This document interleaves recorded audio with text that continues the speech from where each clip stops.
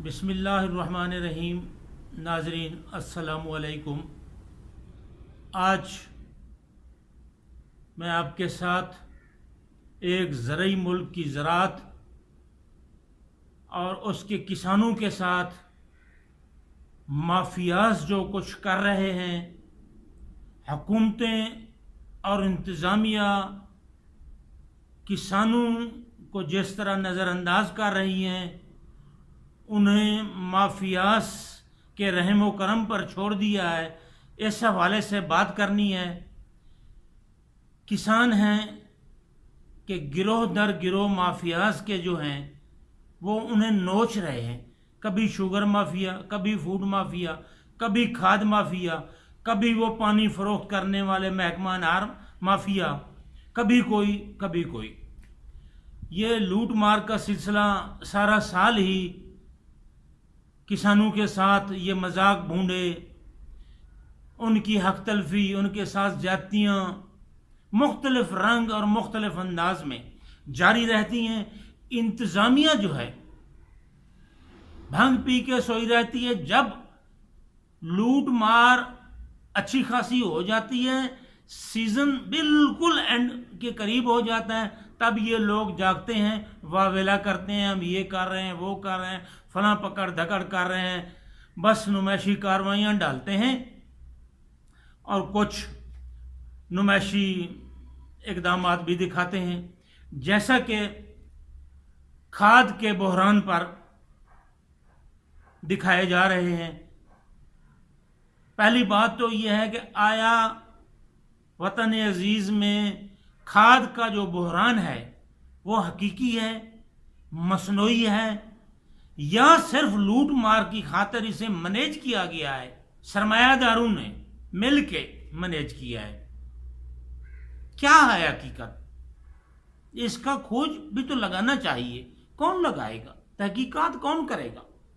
मैं आपको एक अहम जो है मीटिंग, उसका हाल आपके सामने रख रहा हूं। डिस्ट्रिक्ट रहीम यार खान की खाद के बहरान पर डिप्टी कमिश्नर रहीम यार खान नौमान यूसुफ ने एक मीटिंग कॉल की, जिसमें मुल्क की बड़ी बड़ी खाद फैक्ट्रियां हैं इधर रहीम यार खान में, उनके नुमाइंदगान थे और खाद के डीलर साहबान थे। खाद की बड़ी फैक्ट्रियों में Fauji fertilizer, Engro fertilizer, Fatima fertilizer, ये बहुत बड़े प्लांट हैं। इनके नुमाइंदगान उस मीटिंग में डिप्टी कमिश्नर ऑफिस में मौजूद थे।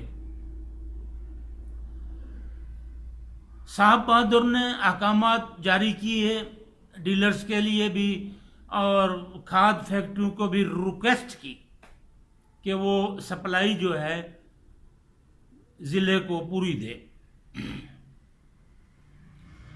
मैं जो नुक्ता बयान करना चाह रहा हूं, आपके सामने रखना चाह रहा हूं, वो ये है कि तीनों बड़ी खाद फैक्ट्रियों ने डिप्टी कमिश्नर के आगे ये बात रखी कि खाद की जो शॉर्टेज सामने आई है उसकी वजह प्लांट्स की बंदिश थी। तीनों ने बायक ज़बां होकर यह मौक़िफ़ डिप्टी कमिश्नर रहीम यार खान के आगे रखा। जरा सोचें,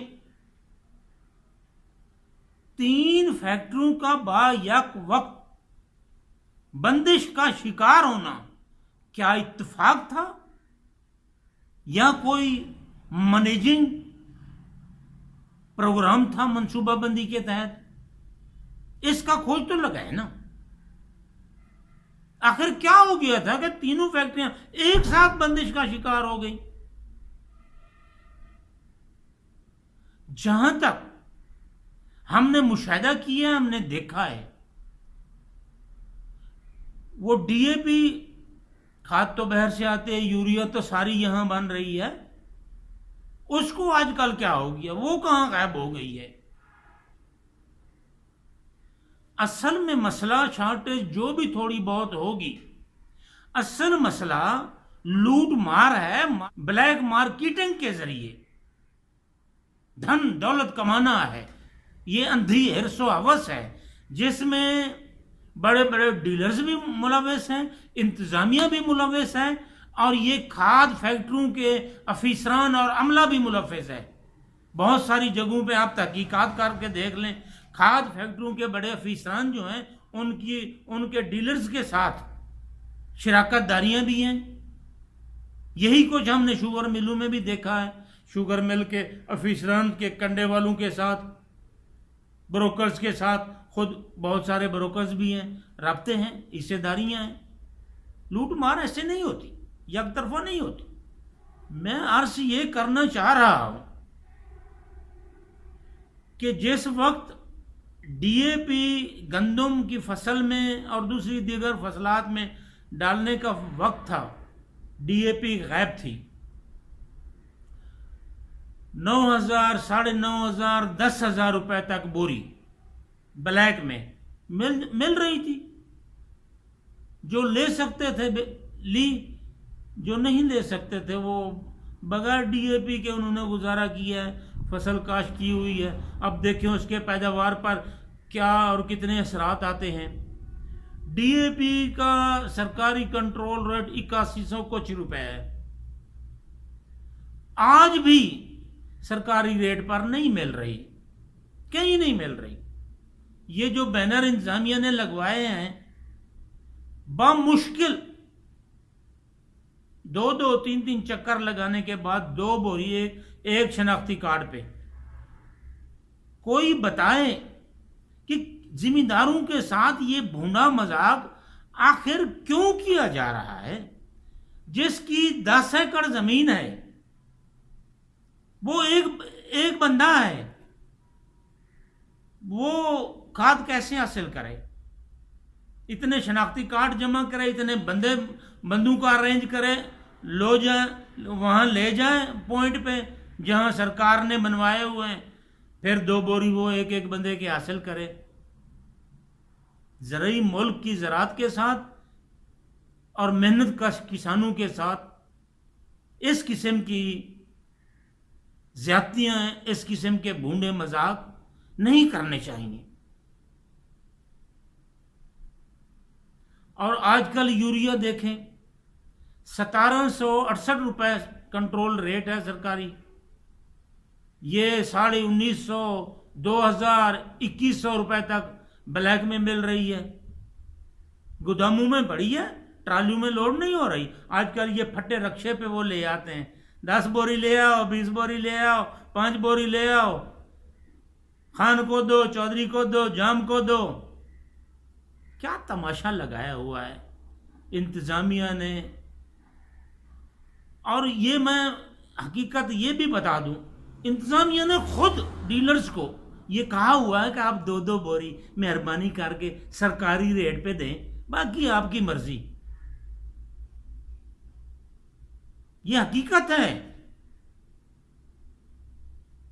इतना कोई बड़ा मगरमच्छ जो हैं, अगर कानून हरकत में आए, इंतजामी हरकत में आए, तो उन्हें दबोच सकते हैं, पकड़ सकते हैं, कंट्रोल कर सकते हैं। लेकिन कंट्रोल करने के लिए कोई तैयार ही नहीं है, क्योंकि मड्डी पैसा उधर से मिलता है जहां से कमाई हो रही है।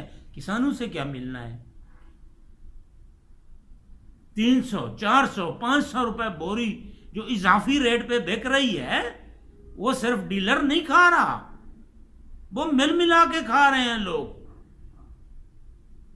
मेरी वजीर आजम पाकिस्तान इमरान खान साहब से ये हम्बल रिक्वेस्ट है कि खुदारा ये फातिमा फर्टिलाइजर, फौजी फर्टिलाइजर और एंग्रो फर्टिलाइजर्स कि इस बात की तहकीकात करवाएं अपनी एजेंसियों के जरिए कि ये तीनों प्लांट जो उन्होंने डिप्टी कमिश्नर रहीम यार खान के ऑफिस में आके बताया है कि बंदिश का शिकार हुए, एक साथ बंदिश का शिकार क्यों हुए हैं।